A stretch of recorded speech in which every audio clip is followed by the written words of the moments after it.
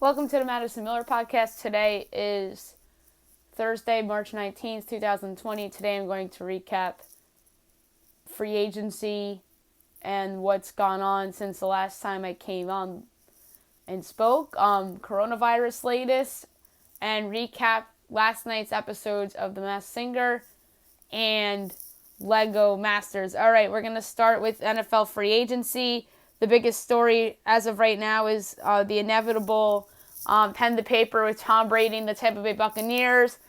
The news that came out this morning is that he was meeting a doctor in New York to do his physical for the Buccaneers, and as soon as he passes that, then I think the announcement will be made that Tom Brady will indeed sign I'm just going to throw out a random, maybe 2 years, $60 million, 3 years, $90 with the Tampa Bay Buccaneers.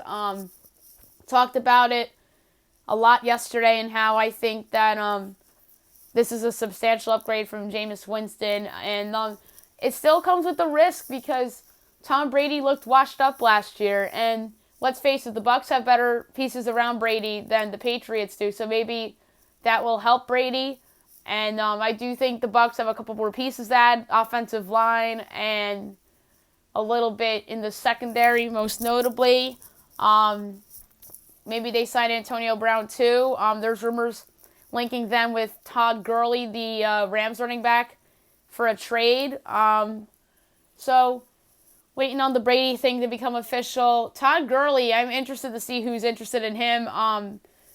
Obviously, the Bucs are being linked to maybe better than Ronald Jones, although Jones showed flashes last year. Also, the Packers, I wonder if they'd be interested. You hear the Bills, but they already have Devin Singletary. Philadelphia, they don't have like that top-notch guy, although they like Miles Sanders, but I don't know if they love Miles Sanders. I don't think that Washington will go the Todd Gurley route. So that's another interesting name. Maybe the Detroit Lions, if they decide to do a win now kind of move, because they have somewhat need of a running back. Although Kerryon Johnson showed flashes last year as a rookie, so I don't know if the Lions would actually go that route.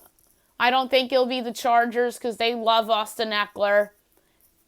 Denver loves Phillip Lindsay. I don't think that they'll do that. The Chiefs love Damian Williams.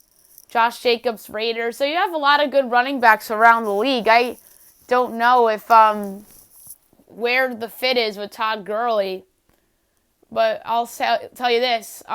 Even though he has not been healthy over the last couple of years and his production has declined, I don't know if the Rams could find a good enough replacement for them. Although a few years ago, C.J. Anderson came in and was like a 1A to Gurley and was outstanding in their run to the Super Bowl a couple of years ago. So maybe they can survive without Gurley's presence. And the Rams' offensive line took a step back last year, so I'm very interested to see who would acquire Gurley and what the Rams do at the running back position going into next year if they do indeed trade away Todd Gurley. Melvin Gordon's still out there. A lot of people are linking the Bills to him. Darius Slay was just traded from the Lions to the Eagles. Detroit gets a third and a fifth back. Philly absolutely needed a corner to go with Ronald Darby in that defense, and Darius Slay immediately now becomes their number one corner, and then he agrees to an extension as well. So I think that's a very good trade by the Philadelphia Eagles. I think it's between them and the Dallas Cowboys for that division. The Cowboys still have to fill holes at corner and safety. Maybe the Cowboys look out in the trade market for somebody that's available. They brought back Anthony Brown, who I'm not a huge fan of, but somebody that is pretty solid, and he's not terrible per se, but they still need some help in the secondary, the Dallas Cowboys do. So obviously the Eagles pull off that trade. We're still waiting on the Brady announcement. Jadeveon Clowney's still a free agent. A lot of people are linking him back to the Seattle, Green Bay, Eagles. I think the Bucs would be interesting. I don't know if he'd go there. The Dolphins is where I thought he'd sign because the Dolphins have all that cap space. So should be interesting. He would fit perfectly with the Raiders. So that's another thing to keep an eye on. Yannick Ngui is somebody that's on the trade market. The Philadelphia Eagles look like the front runners for him. If they land him, then that could, for right now, put them ahead of the Dallas Cowboys in the NFC East pecking order. And maybe Seattle looks at him if they don't get Clowney back. The Giants need edge rushing help. The Redskins need edge rushing help. Green Bay is looking at Ngui too. Maybe New England, because you would think that New England wants to go out and prove to everybody that they can win without Tom Brady. So maybe they look at him. Maybe the Minnesota Vikings. I'm just trying to throw out teams. The Rams. But they're pretty loaded on the D-line. So I don't know if they would do that. But they do need some help on that side of the ball with the some of the losses that they've had in free agency. So that's one to keep an eye out for, obviously. Clowney and Yannick Ngui.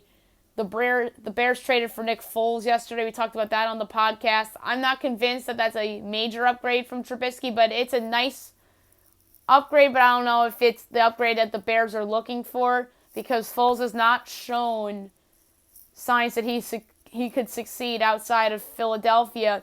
But what's in his favor is that a lot of his coaches from Philadelphia, from when he first started with the Eagles, or with the Bears now, such as head coach Matt Nagy and offensive coordinator Bill Lazor, they both coached Foles in the past. So I think that could benefit him here with the Bears. So that's interesting. Chris Harris, I like that signing for the Chargers. They have a good secondary now. Desmond King, Derwin James, Chris Harris, and Casey Hayward. Those are all really good players that have been on all-pro teams and Pro Bowl teams. So that was a good signing that I talked about yesterday on the show. We'll talk more about this on tomorrow's show. Now we'll talk about the latest with the coronavirus. I talked about yesterday how the Lakers tested for the virus yesterday. And they played the Brooklyn Nets in their last game before the league got suspended on that Tuesday night at the Staples Center, where the Nets pulled off that upset. But very importantly, Adam Silver had an interview with ESPN's Rachel Nichols, and he said that he's not ruling out the idea that the NBA season could actually resume, because a lot of the owners are skeptical that they're going to cancel the season. But Adam Silver seems more optimistic than the owners. And I think that Adam Silver is more likely to be right than the owners, because I really think that the league wants to get back in action. And what's interesting is that he also said this coronavirus suspension / holdup and moving the season, that this change could be permanent in terms of when the new league year starts, because the owner of the Atlanta Hawks suggested that the league should start on Christmas Day, and I think that would be a great idea, so they don't have to compete with the NFL for ratings in the beginning of their season, or almost at the midpoint of their season is what I mean. It's like the beginning of the season, like the first month and a half, where they have to compete with the NFL for ratings. Christmas Day is the NBA's day, where they get the whole national stage to themselves pretty much. All their games are shown on ABC and ESPN, and depending on the day of the week, whether Christmas falls on like a Thursday per se, TNT. So I think that would be a nice thing for the NBA. And then the playoffs would, in theory, be in mid-June into mid-August, and then free agency could be in September. The draft would be at the end of August, and then the off-season stuff more would be in October, November, and then the preseason will be in the beginning of December, and then you start the season on Christmas. That would be really interesting if they made that permanent. So that's my biggest takeaway from Rachel Nichols' interview with Adam Silver yesterday night on SportsCenter. So that's something to keep an eye on going forward. the New York Post reported that the Knicks did not test for coronavirus. I think that is a kind of ridiculous. I think that every sports team players should test for the coronavirus, especially the Knicks and the Rangers at MSG, because obviously who went through there recently?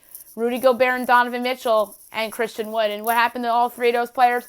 Got tested positive for the coronavirus. So the Knicks played those teams, and obviously the Knicks and the Rangers play in the same arena. So everybody with ties that recently played with them, meaning the ties in terms of recency, who've you played, should be tested. And it still hasn't been revealed which other three Nets players were tested positive for the coronavirus as well. So if I have any more updates on who those players are, I'll give them to you. And then I spoke about this yesterday, how an Ottawa Senators player was tested positive, but they didn't reveal who it was. And then in terms of around sports, a Cincinnati Reds staff member was tested positive and was at their spring training facility for a couple weeks before everything shut down. There was a college basketball, I believe it was assistant coach, or no, it was a referee that got tested positive that officiated the NEC championship game between St. Francis, Pennsylvania and Robert Morris. So I think that's another possible spreading in terms of coronavirus as well. So you got to keep an eye on all this stuff and any latest revolving around the coronavirus, whether it's within sports or pop culture. I'll hand off the news to you as well. Now we'll talk Masked Singer from last night. Fun episode. The singer that got voted off last night was The Swan, as I predicted. I thought Gabby Douglas initially, and then at the last second, because I was getting catching clues that were related to the movie / book series Twilight, I went with Kristen Stewart. And that was Jenny McCarthy's guest as well. Robin Thicke guest Nina Dobrev. Nicole Scherzinger guest Megan Fox. Ken Jeong guest Olivia Munn. And Joel McHale guest Mila Kunis. And who was it? Bella Thorne. Bella Thorne's a very popular actress right now. She played in the movie called You Get Me, which was a big hit on Netflix. She was also in The Babysitter, Midnight Sun, Assassination Nation, Blended, The Duff. She was in Shake It Up from Disney Channel. She was in Famous in Love from Free From. And she played in My Own Worst Enemy and Big Love. So good for Bella Thorne. She's one of the bigger up-and-coming superstar actresses we have right now. And then in terms of the rest of the characters, the first one that went up was Astronaut. There were clues about a whole new mission, a circle of life. There's balloons, there's sign language in there. From a voice standpoint, I thought it was Jesse McCartney. They just sounded like his voice. I was getting vibes of his songs Beautiful Soul and Leavin', and I felt that way last week as well. Ken Jeong, I thought, had the best guest of Donald Glover, because Glover obviously played Simba in The Lion King, the live-action movie that I talked about yesterday on the show, ironically, when I did my top 10 movies of 2019. And obviously that Circle of Life hint made him think of Donald Glover. So that was interesting. Joel McHale guest Corey Feldman, and Robin Thicke guest Joseph Gordon-Levitt. The Night Angel, I thought, was the best singer of last night and the best singer of this group. I think she's the front runner to win the show, personally. She's fantastic. There was hints about a city, a castle. There was a strawberry. And then two hints that stood out to me were Built an Empire and Destiny. That immediately made me think of the trio band Destiny's Child. And that made me think of Kelly Rowland, who was guest, as many characters on this show, such as the lion from season 1 and the flamingo and butterfly from season 2. And I actually thought the kangaroo was her at one point, but I think it's somebody else now. But right now, if I had to guess, I'd say Kelly Rowland, based on the Destiny and Belton Empire clues that really stood out to me. Jenny McCarthy guessed Regina King. Joel McHale guessed Jessica Simpson. And Nicole Scherzinger guessed Taraji P. Henson. T-Rex is very interesting to me. There's a hint about not being a one-hit wonder. Don't be a one-hit wonder. Singles and doubles, which is made me think of dance because there's pirouette, single pirouette, double pirouette. Bumblebee, there's a party hat, and that party hat looked very familiar and reminded me of the very first Dance Moms episode. The group did a song called Party, Party, Party, and that looked like the exact party hat that they wore in that pink costume. And then that made me think the same person I thought last week, Nia Seokes-Frazier, who was a dancer in that group on Dance Moms, and she was not the biggest star of that group. That was Maddie Ziegler, but she was somebody that became famous from Dance Moms, and now she's into acting and modeling, so I would not be shocked if it's Nia. Obviously, Jenny McCarthy guessed Maddie last week, and she didn't throw out a guest for this week. Ken Jeong guessed Lily Singh. Robin Thicke guessed Liza Koshy. And Joel McHale guessed Michaela Sherfin, who obviously was a skier who won many Olympics before. So Joel McHale might be right here. Like, I won't be shocked if it's Michaela. And then the Swan obviously got kicked off. We talked about it. It was Bella Thorne.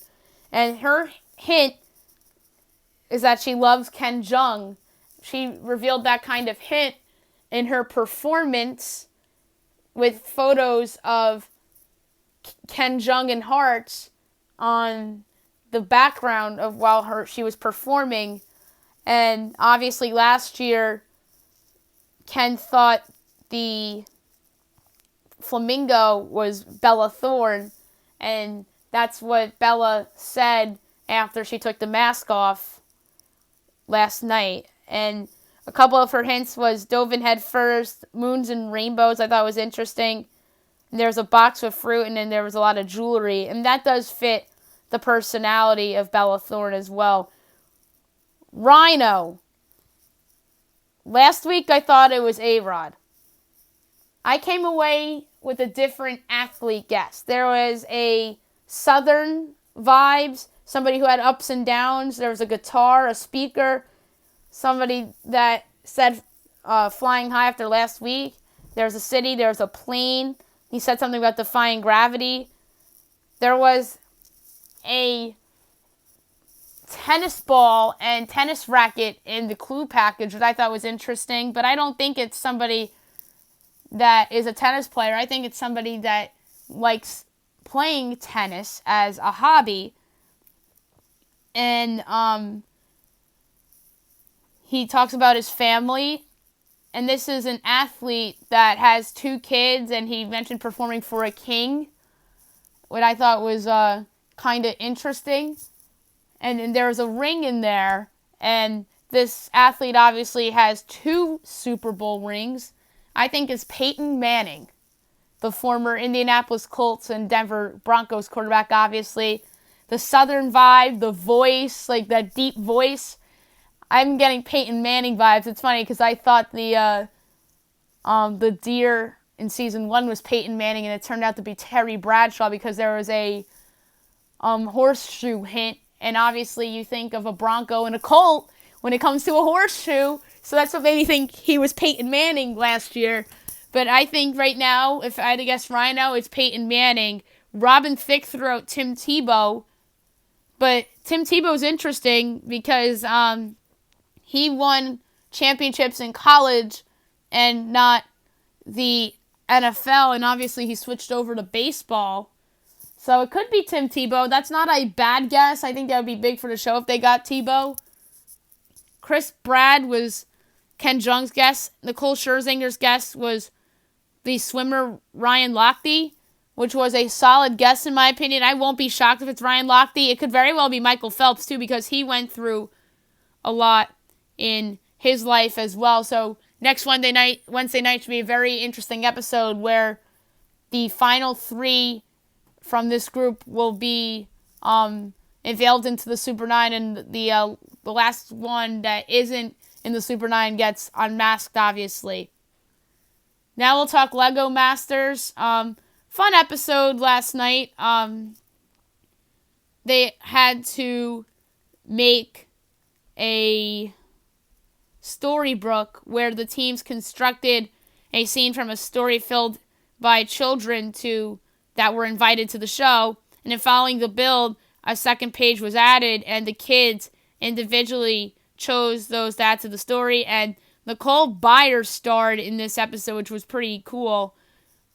The team that got eliminated ended up being Richard and Flynn. I think that's who I predicted was going to get eliminated, and I ended up being right. The winners were Tyler and Amy. They've had a good season. That's who I think are the front runners right now. Either them or Mark and Boone, who were safe. The second place team was Sam and Jessica. They come a long way. They're at risk the first 2 weeks, and they really have come a long way. They came in second place in week 3 and had a couple safes in a row, and then they are in second this past week. And Mark and Boone were safe, and then the partners that were at risk were Aaron and Christian, who that was their first time at risk this season. And obviously the fourth episode, they used their golden brick to be safe in week 4. So the final 4 left: Aaron and Christian, Mark and Boone, Sam and Jessica, and Tyler and Amy. I think it's going to be between Tyler and Amy and Mark and Boone. I'd be surprised if the other 2 pairs end up winning the competition. All right, that's it for today. Shorter show than the last couple days. I'll be back tomorrow talking about, hopefully, pen to paper with Tom Brady in the box. Any more trades and free agency stuff that happens, I'll have for you. Anything that comes out in the other sports, I have for you. And I'm going to do my top 10 songs of 2019 as well. Hope you guys have a great day, everybody.